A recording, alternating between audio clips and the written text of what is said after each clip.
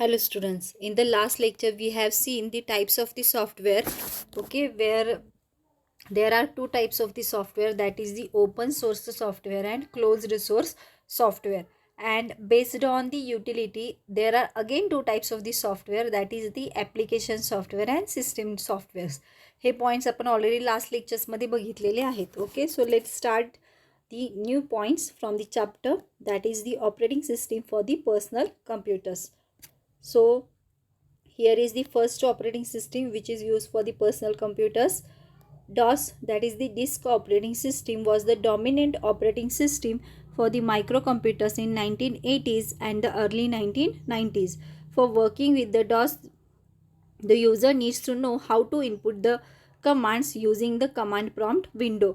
तर ही जी operating system आहे डॉस, ही ऑपरेटिंग सिस्टीम मोस्टली 1980sमध्ये आणि त्याचबरोबर 1990sच्या सुरुवातीच्या काही काळामध्ये यूज करत होते लोक. आणि जर ही ऑपरेटिंग सिस्टीम यूज करायची असेल तर त्याच्यासाठी यूजरला ती कमांड किंवा ती पर्टिक्युलर इन्स्ट्रक्शन्स माहीत असायला पाहिजे आधी, आणि त्यानंतरच त्या ऑपरेटिंग सिस्टीमवरती पर्टिक्युलर यूजर वर्क करू शकत होता. ओके, सो ही जी ऑपरेटिंग सिस्टीम आहे ही टोटली कमांड प्रॉम्प्ट विंडोवरती बेस्ड अशी ऑपरेटिंग सिस्टीम आहे. Then next is a Windows. Windows is the series of operating systems that are design by the Microsoft.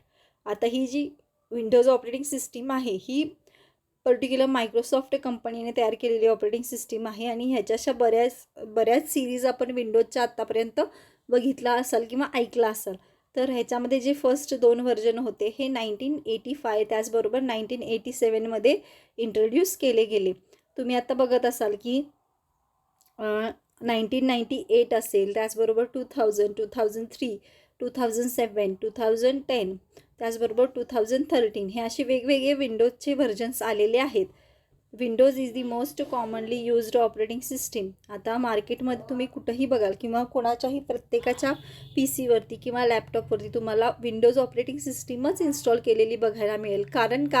कारण ही जी ऑपरेटिंग सिस्टीम आहे ही totally GUI based operating system आहे. GUI म्हणजे काय? Graphical user interface. म्हणजेच काय की ती जी ऑपरेटिंग सिस्टीम आहे ह्याच्यावरती depends on the different icons or pictures the user is able to communicate with that particular computer. तुम्ही आता जेव्हा विंडोज किंवा आपण लॅपटॉप वगैरे जेव्हा ओपन करतो तेव्हा त्याच्यावरती तुम्हाला छोटे छोटे आयकॉन्स, छोटे छोटे पिक्चर्स वगैरे दिसतात की त्याच्या थ्रू तुम्ही इझिली कम्युनिकेट होऊ शकता कम्प्युटर्सबरोबर. Okay, so that's why Windows is a graphical user based operating system which is most commonly used operating system in the world म्हणू शकतो आपण. Then next is a Mac operating system. Apple Corporation's registered operating system is called Mac operating system. आता Apple ह्या कंपनीने तयार केलेली जी operating system आहे त्याचं नाव काय आहे? मॅक. दॅट इज दी मॅकिनतोश आहे ॲक्च्युली त्या ऑपरेटिंग सिस्टीमचं नाव, पण आपण त्याला शॉर्टमध्ये मॅक असं त्याला नाव दिलं गेलेलं आहे. Then next is a Chrome operating system. Chrome operating system is an open source operating system created by the Google to create a better computing experience for the people who spend most of their time on the web. आता हे जे आहे Chrome operating system Google या कंपनीने तयार केलेली आहे, आणि तुम्हाला आता माहिती आहे की लोक जे आहेत ते बराचसा वेळ त्यांचा जो असेल तो वेबवरती किंवा इंटरनेटवरती वगैरे घालवत असतात. मग अशाच वेळेस ते वर्क करत असताना किंवा तो वेळ घालवत असताना त्यांना एक चांगला एक्सपिरियन्स येण्यासाठी म्हणून गुगल कंपनीने ही जी ऑपरेटिंग सिस्टीम आहे क्रोम ऑपरेटिंग सिस्टीम ही तयार केलेली आहे.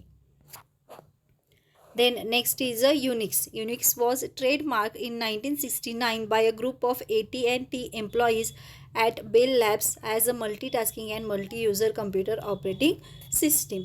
तर युनिक्स ही जी ऑपरेटिंग सिस्टीम आहे ही 1969च्या काळामध्ये वापरली जात होती, आणि त्याचबरोबर ही ऑपरेटिंग सिस्टीम आहे मल्टीटास्किंग अँड मल्टी युजर. आता what is mean by multitasking? Multitasking means what की we can perform the different task at the same time. म्हणजेच आता तुम्ही बघू शकता की कम्प्युटर्सवरती तुम्ही वर्क करत आहात, सपोज मायक्रोसॉफ्ट वर्ड किंवा कुठल्याही ॲप्लिकेशनवरती, त्याचबरोबर तुम्ही म्युझिकसुद्धा प्ले करू शकता. Okay, so this can be the example of multitasking.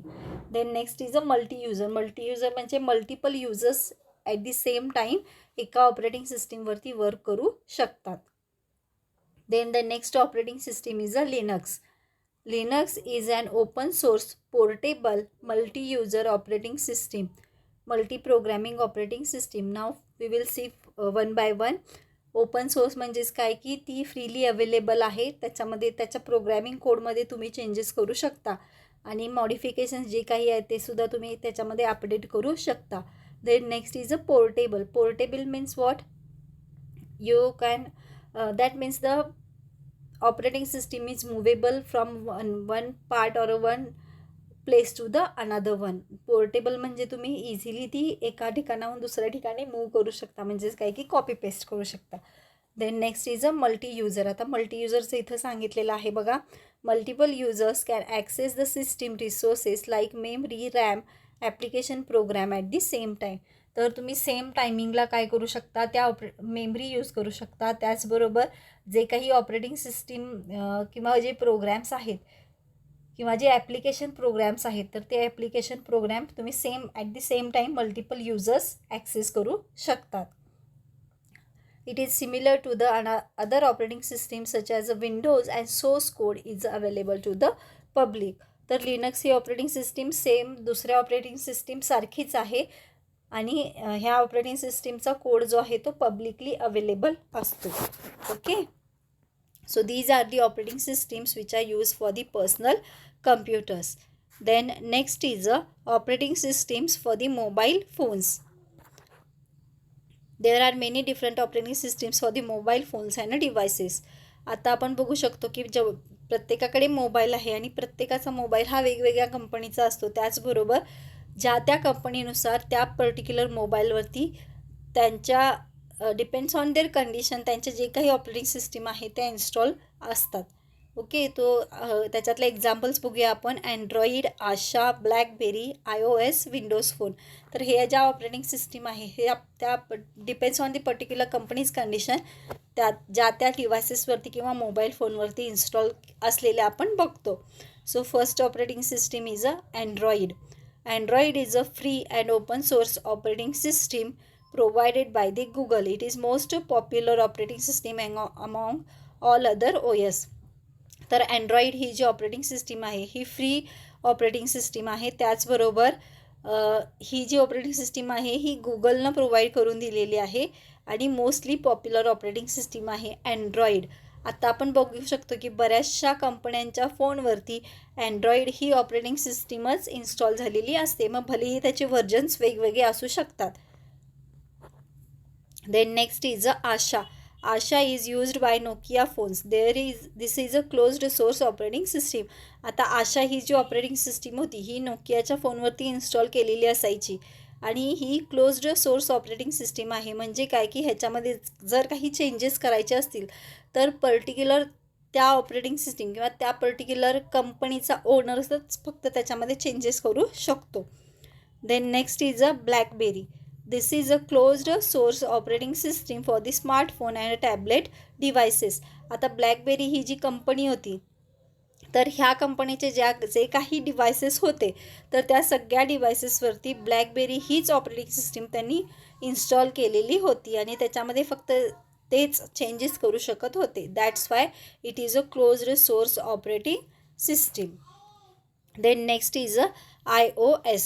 iOS is Apple's closed source operating system for the Apple's phone, iPod Touch, iPad and second generation Apple TVs.